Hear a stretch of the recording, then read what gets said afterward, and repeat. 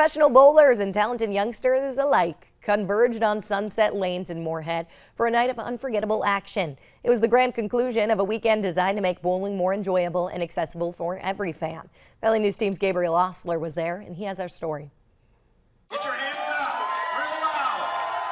Real loud! You may think of tournament bowling as a stuffy, staid affair.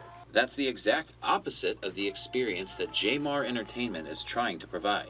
We started a couple of years ago with the idea that we needed to bring entertainment to the sport of bowling versus just a tournament. The joint venture between Jay Fettig and Marshall Kent focuses on fun and accessibility. We bring in, 10 to 12 of the pros that are on TV, and just people get to see and interact with them and how just down to earth, genuinely good people that all of them are. Friday at Sunset Lanes in Moorhead featured fair activities and a charity pro-am event. Then it was on to the serious showdowns. The competition field included the reigning PBA Tournament of Champions winner and one of the few men to throw a televised 300 game. But in the end, it was a 17-year-old from Bismarck who stood tall.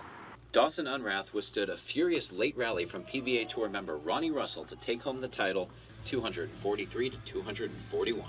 While he was fairly nonchalant about the win, which came with a $3,000 grand prize. Well, I knew I had a good look. It just depended on shots. If I made the shots, I knew I could get the wins fall. And then I was lucky to string a couple together there, and luckily it was enough. Russell says it's incredible to see the skill level of youngsters in the sport. These kids are out here just throwing wood everywhere, and just beating adults, and it's the future is crazy for the next 10 years for bowling.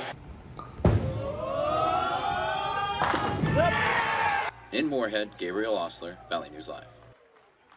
So this is actually the second year Jamar Entertainment has put on this event at Sunset Lanes. Marshall Kent says the reception has been so positive, he can almost guarantee they're going to be back for many more. The owner of Cone's Creamery in Fargo is